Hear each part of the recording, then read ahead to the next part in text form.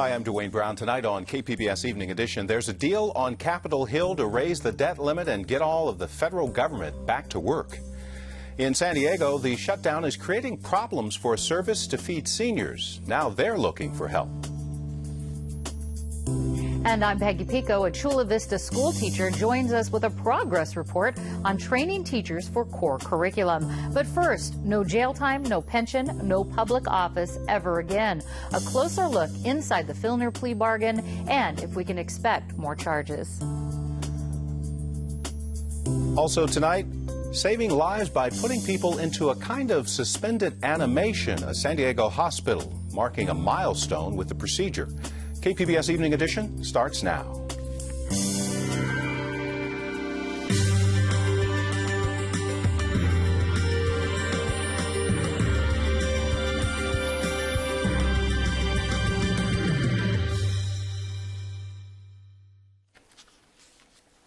Hi, good evening. Thanks for joining us. A race for Congress tonight to pass an 11th hour deal designed to raise the nation's debt limit and reopen the federal government. We have details of the plan from Jerry Bodlander of the Associated Press. Barely 12 hours before the default deadline, Senate leaders struck a deal to raise the debt ceiling into February and fund the government into the new year. The compromise we reached will provide our economy with the stability it desperately needs. Republicans touted the continued drop in spending that will result. Government spending has declined for 2 years in a row, the first time in 50 years. And we're not going back. As the deal was announced, Tea Party favorite Senator Ted Cruz said he would oppose the plan, but not block the vote. There's nothing to be gained from delaying this vote 1 day or 2 days. The outcome will be the same. The agreement came under fire from House conservatives who promised to keep attacking the health care law. That delaying Obamacare for 1 year is fair for all Americans and is worth fighting for. But despite angry conservatives and his own unhappiness with the Senate plan, House Speaker John Boehner decided blocking it would only cause more problems. We fought the good fight. We just didn't win. While the deal is basically what the White House has been insisting on, it refused to claim victory. There are no winners here. The American people have paid a price for this. And nobody who's sent here to Washington by the American people can call themselves a winner if the American people have paid a price for what's happened. Though Speaker Boehner is expected to vote for the bipartisan agreement, he vowed the GOP's fight against the president's health care law is far from over. Jerry Bodlander, Associated Press, Capitol Hill. Meanwhile, the shutdown's affecting Meals on Wheels in San Diego. The nonprofit relies on volunteers to deliver food to hundreds of seniors. But last Friday, the Navy's community service was suspended because of the shutdown, forcing them to scramble to find volunteers to deliver more than 500 meals. The local president of Meals on Wheels says even if the shutdown ends soon, she doesn't expect Navy volunteers to be back delivering meals immediately. We have to pick up all the pieces that kind of fell by the wayside. I don't think community service is going to be at the top of their list to get back to. She's confident the Navy volunteers will eventually be back, but in the meantime, they're looking for about 200 volunteers to fill the gap. Meals on Wheels serves 2,300 seniors a day in San Diego County. The cancellation of the Miramar Air Show will cost the base at least $600,000. The air show was canceled the day before it was supposed to begin because of the government shutdown. The base now has to reimburse performers and vendors for the event. The base is also out any profits from the show. Last year, the event raised more than $1.5 million for base families and programs.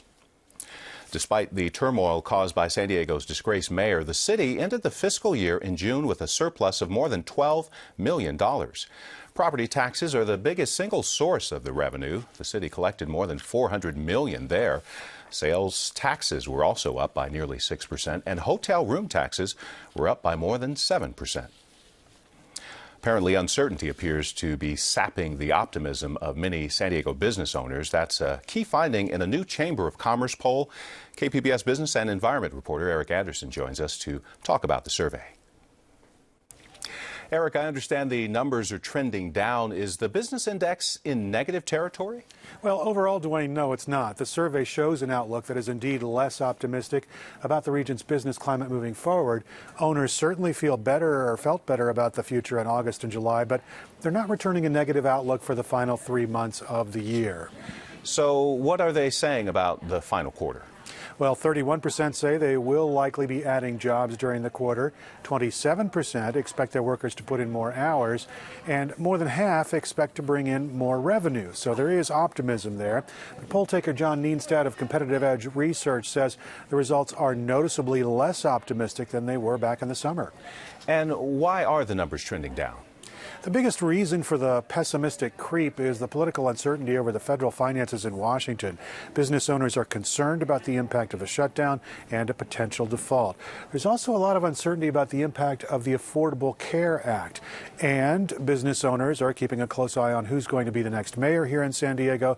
They want a city leader who is honest, has integrity, and is business friendly. KPBS business and environment reporter Eric Anderson. A more encouraging report on the home front. Sales and prices in the county went up last month compared to a year ago. Real estate tracking firm DataQuick says the median home price in San Diego increased by more than 20% in September to $422,000. The number of homes sold was up by more than 5%. Peggy Pico takes a closer look at former Mayor Bob Filner's plea agreement and sentencing options.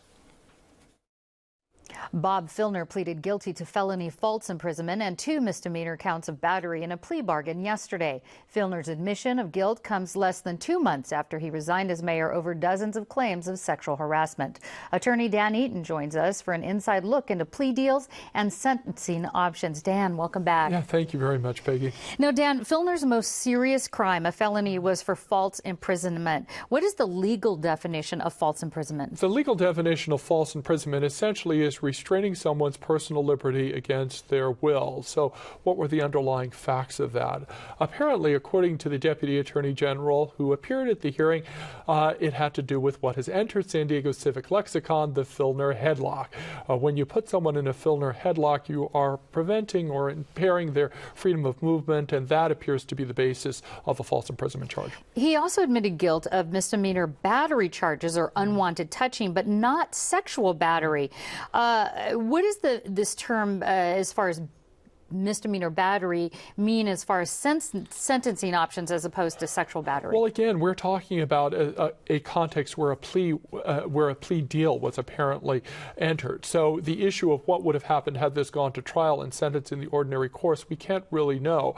But the bottom line is, because of the charges to which he has pled guilty, the fact is that he's not looking at jail time, at least unless the judge disagrees with the sentencing recommendation. And what about is he going to have to be listed as a sex offender? You know, and I don't know the answer to that question. It's a fascinating question because generally, of course, if you commit a sex offense, you're on the sex offenders registry for life. One thing he will be able to do, however, is he will be able to vote for his successor. He does not fall in those categories of felonies where you are disqualified from voting as a result of it because he will not be incarcerated. Oh, I understand that he was disqualified during his probation. Is that possible? Parole and so forth. But no, I understand from my research, and I actually posted something on my Twitter account from the Secretary of State's office that I understand, and maybe I'm incorrect, but according to the information I saw from the Secretary of State, he can vote, in fact. Okay. Well, let's take a look at this. He's been could have been sentenced to 3 years in prison, fined $10,000 for the felony count, and up to 2 months for each of the misdemeanor charges. Instead, in this plea agreement, it calls for 3 years probation, 3 months of home confinement, and he must undergo mental health counseling. In addition, we were told he could no longer vote during the probation period. He can never run for public office again and must forfeit most of his mayoral pension. What kind of discretion does the judge have in enacting what seems to be this agreement? Well, the judge, of course, is going to look at all of the various factors and is going to get a report, and he will be able to determine whether, in fact, jail time is required or not. But this was a very hard-fought plea deal, and that's why it sort of came out of the blue. flew, but you can bet this has been in the works for a very long time. Ultimately, though, on December 9th, Judge Trinacosta will make the final call as to what ex-Mayor Filner's punishment will be. The three victims or plaintiffs in this case were named Jane Does. Mm-hmm. Do they have a say in a plea deal agreement or the sentencing? No, they're normally not part of this process at all. Where they will have a say, however, is whether they choose to bring a civil complaint, and that part of it is not over. Understand that this plea deal only deals with one category of legal jeopardy to which the mayor was subjected, and that is criminal charges arising out of sexual misconduct. He is still facing potential criminal charges arising out of this money thing that was going on before, and he's also facing an ongoing sexual harassment lawsuit that is a civil case, as well as any other sexual harassment lawsuits which may be brought and for which the time has not expired. Do you think that he has any chance of recovering from this? Can politicians recover from this sort of thing, come out and say, I've learned my lessons, I can be an advocate for others to not do the same thing? It depends on what you mean by recover. If you're talking about politically, anything can happen. Remember in South Carolina, the former governor had some issues there, and he actually is now a sitting congressman after saying that he went on a hike, and actually he went to Argentina to be with his mistress, Mark Sanford. So recover in a political sense, maybe, but I think ultimately this is going to be about what appears in Bob Filner's obituary, and the lead paragraph in that obituary is probably going to refer to these. Now, does that constitute recovery, even if he gets some sort of political redemption? I don't know. Did Richard Nixon ever fully recover from Watergate? Yeah, good question. Attorney Dan Eaton, thank you very much. Thank you very much, Peggy. A woman from Missouri is the 3,000th patient to get a special type of life-saving lung surgery at UC San Diego. KPBS health reporter Kenny Goldberg says the operation removes clots that rob patients of their ability to breathe. We want to warn you, some of the video in this story is graphic. The surgery was developed at UC San Diego. UCSD's Sulpizio Cardiovascular Center performs more of the procedures than any other facility in the world. The surgery is called a pulmonary thromboendarterectomy.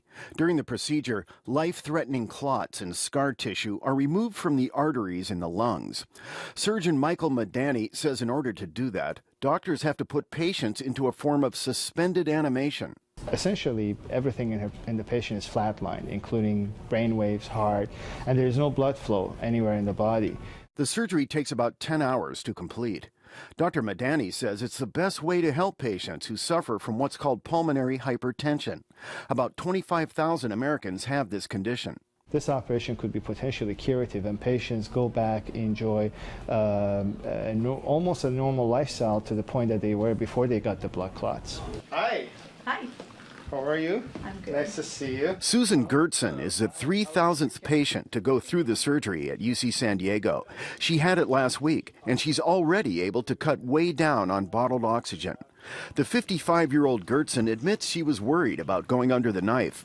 It was pretty scary, but I was pretty sure I'd survive, of course, and I also knew that my quality of life was so bad that I wanted to look forward to a better future. When she came to the hospital, Gertson could hardly breathe. And now? I think I've got a few years ahead of me. Quite a few. Gertson is scheduled to go home this week. Kenny Goldberg, KPBS News.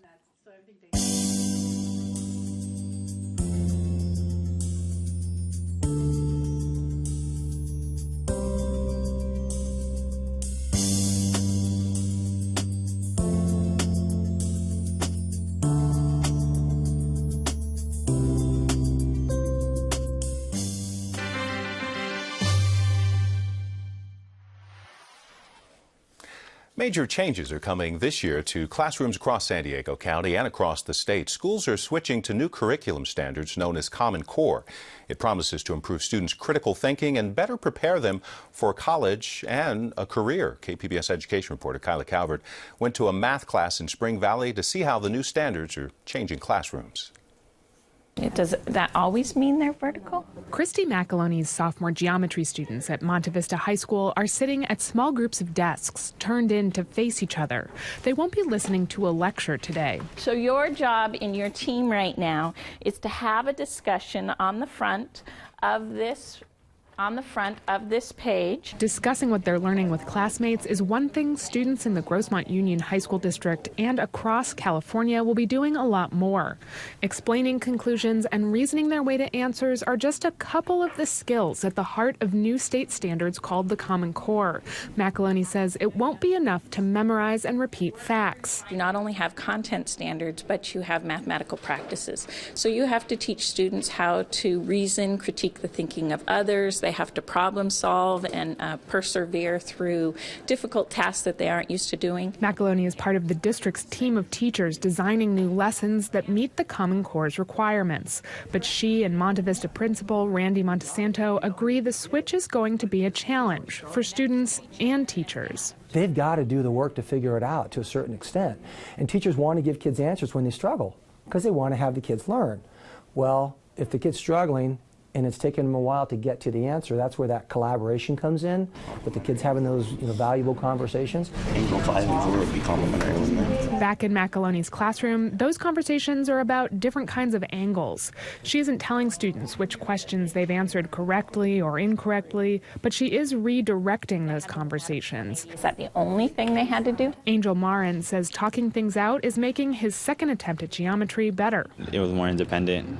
This is a little better, honestly. It just helps you understand, knowing, seeing everything from other people's point of view, and I just think it helps, really. Talking with classmates leads right into another big focus of the new standards, writing. Look at your writing question, number 7.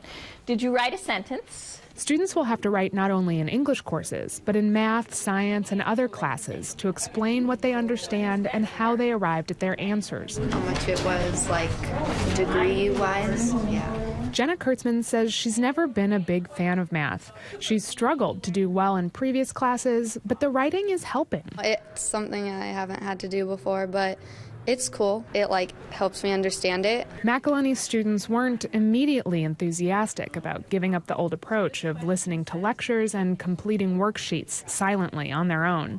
In the beginning, they were very reluctant. They would just sit there and say, I can't do this. And now when I give them a task, they start on it and they try and they have discussions and they work together. They know I'm not going to give them the answer, so they have to talk to each other. Being comfortable with tackling problems they don't totally understand at first glance will translate into more real-world preparedness if the Common Core lives up to its promises, says Principal Randy Montesanto. We need to get our kids to a point that these kids are ready to create new, innovative programs, ideas, thoughts, whatever it might be.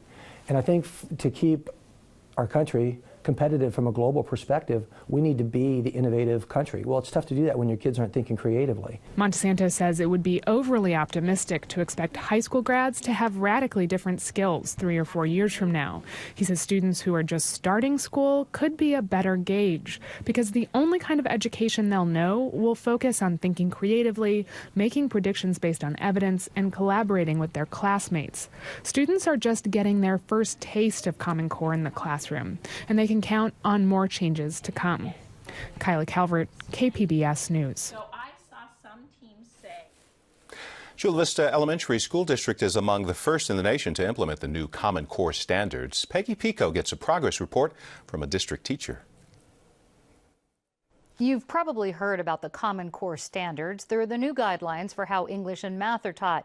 California, 44 other states, and Washington, D.C. have adopted the standards. My guest, Nancy Rojas, was a third grade teacher in the Chula Vista Elementary School District who now trains other teachers on the new methods. Nancy, welcome. Thank you for having me. Now, Chula Vista Elementary School is among the first in the country to implement this Common Core standards. How's it going so far? It's going great. Every teacher in our district is attending academies, and we're focused on the math, all of the language arts portion, and the technology piece that is part of Common Core. And the academies, are these based on grade levels, or what are the academies? Teachers are attending in grade levels, and it gives them the opportunity to dialogue with other teachers in the district and then go back to their sites and collaborate even further, and then roll that out to students. To their students, so they get to collaborate a little bit. Now, give us an example of how these the core standards are different than, let's say, the prior curriculum. And for instance, how would it be different teaching a third grade class about multiplication?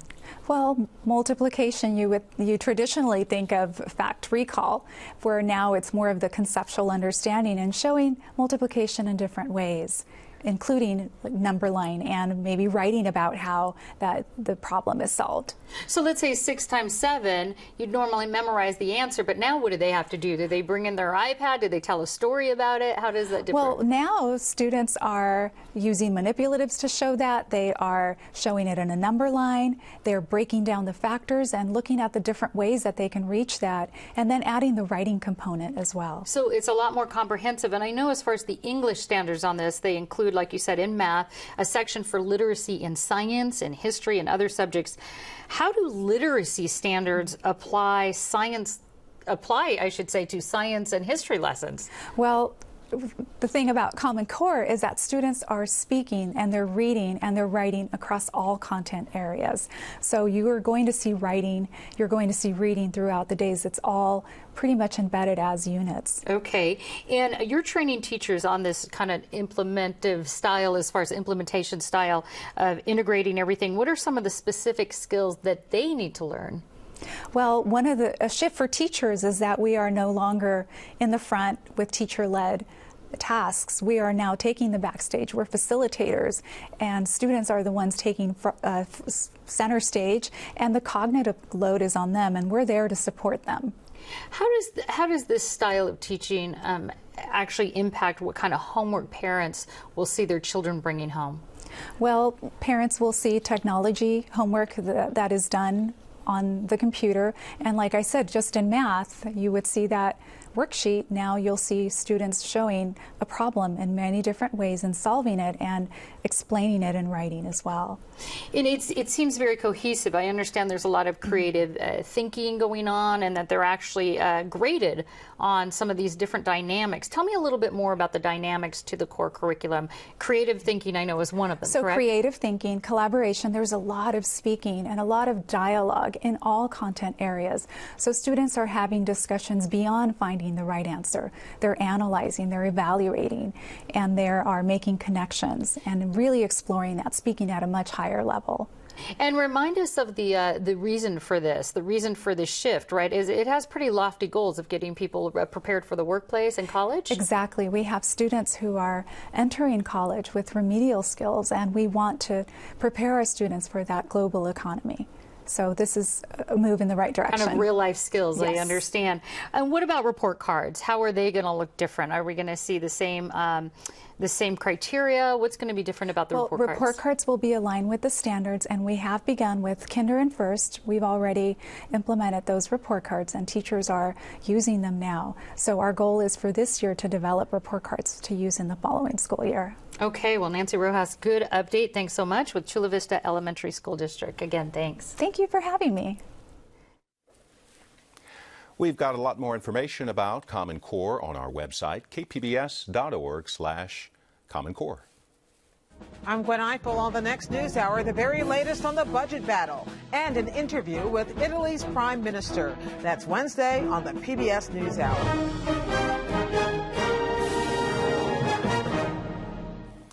The Winter Olympics will be held in Sochi, Russia in early February, and behind-the-scenes catering based in San Diego is already gearing up to feed about 5,000 people a day during the Winter Games.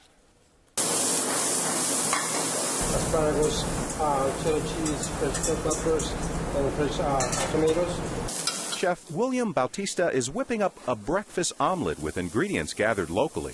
Bautista worked his way up from dishwasher at the Miramar Catering Company that got its start serving food backstage during music concerts. In February, behind-the-scenes catering will be providing breakfast, lunch, and dinner to broadcast media and corporate sponsors for the Winter Olympics. John Crisafulli is the company president. We're shipping in pretty much all of our products. It's like taking 5,000 people camping for 2 months. Sochi, Russia is a developing town along the Black Sea with limited local resources. It's a 24-hour plane ride from San Diego. And Crisafulli says the biggest challenge is maintaining a steady food supply. because the closest one in Sochi is a 7-mile drive. Here in the U.S., I think we were spoiled in the fact that we get so used to running down to the corner store or running down to our local warehouse store to buy what we want in quantity. It just doesn't exist there. BTS is packing more than 50 containers of products, equipment, and food to ship to Russia. Imagine trying to put together a grocery list to cover 2 months and 12,000 meals a day. Now you know it's a San Diego company working behind the scenes to feed those providing broadcast coverage for the 22nd Winter Games next year. Most of the local catering crew will leave for Russia around Thanksgiving, and BTS is hiring more than 300 staff from surrounding areas near Sochi. The Winter Games, by the way, begin on February 7th. High pressure will give us plenty of sunshine over the next few days. Comfortable sleeping nights. A mix of sun and clouds during the day along the coast, mostly in the 70s. Warmer inland with temperatures in the 80s. Sunshine in the mountain areas with temps in the upper 60s, and the desert looking good with temperatures mostly in the upper 80s. You can find tonight's stories and download the KPBS app all on our website, kpbs.org/evening edition. The PBS NewsHour will have the latest on the budget fight on Capitol Hill coming up at 7. Thanks for joining us. Good night.